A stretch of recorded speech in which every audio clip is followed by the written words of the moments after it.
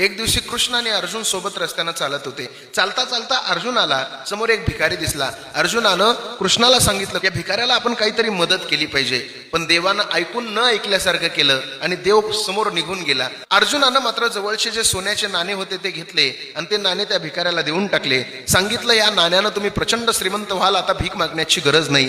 भिकाऱ्यानं ते नाणे घेतले आणि भिकाऱ्याच्या मनामध्ये विचार यायला लागले, हे नाणे मी जाऊन बाजारामध्ये विकून येणार, प्रचंड श्रीमंत होणार, मोठी गाडी घेणार, मोठा बंगला बांधणार. पण तेवढ्यामध्ये तिथे एक चोर आला आणि त्या चोरानं भिकाऱ्याला मारून ते नाणे चोर घेऊन गेला. दुसऱ्या दिवशी पुन्हा त्याच रस्त्यानं कृष्ण आणि अर्जुन निघाले, पण पुन्हा अर्जुनाला समोर तो भिकारी दिसला.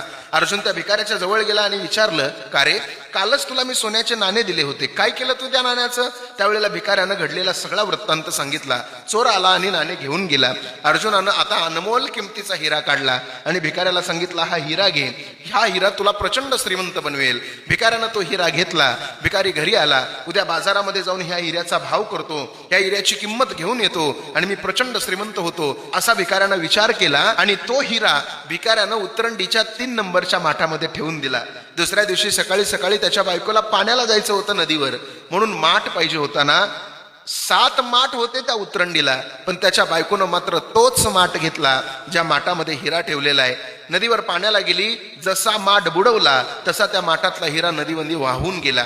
आता ऐका, तिसरा दिवस उजडला. श्रीकृष्ण आणि अर्जुन त्याच रस्त्यानं निघाले. पुन्हा त्या रस्त्याला तो भिकारी भीक मागताना दिसला. आता मात्र अर्जुनानं त्या भिकाऱ्याला काहीच विचारलं नाही, पण देवानं मात्र त्या भिकाऱ्याच्या हातामध्ये 2 सोन्याचे नाणे देऊन टाकले. त्या भिकाऱ्यानं सोन्याचे नाणे हातामध्ये घेतले.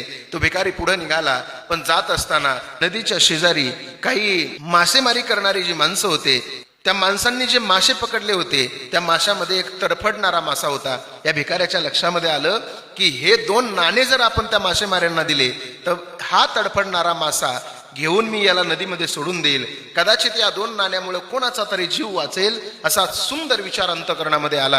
आणि त्या भिकाऱ्यानं आपले 2 नाणे त्या मासेमारी करणाऱ्या माणसांना देऊन टाकले आणि त्यांच्याकडून तो तडफडणारा मासा हातामध्ये घेतला आणि नदीमध्ये तो तडफडणारा मासा भिकाऱ्यानं सोडून दिला. त्यावेळेला त्या माशाच्या तोंडामधून हिरा बाहेर आला आणि ज्या वेळेला हिरा बाहेर आला त्यावेळेला भिकाऱ्याला आनंद झाला. भिकारी म्हणायला लागला, मला मिळाला, मला मिळाला, मला मिळाला. आणि तिथूनच ज्या चोरानं चोरी केली होती तो चोर देखील तिथून चालला होता. त्या चोराला वाटलं कदाचित मिळाला मिळाला मिळाला मला म्हणतोय की काय. चोर जवळ आला. चोरानं सांगितलं, हे भिकाऱ्या, अरे सगळा गाव जमलेला आहे, या गावानं जर मी चोर आहे या गावाला कळालं तर हा गाव मला मारेल. बोंबलू नकोस, बोंबलू नकोस, तुला तुझे नाणे पाहिजेत ना, तुझे नाणे मी द्यायला तयार आहे. आणि त्या भिकाऱ्याला सुद्धा त्या चोरानं नाणे परत देऊन टाकले.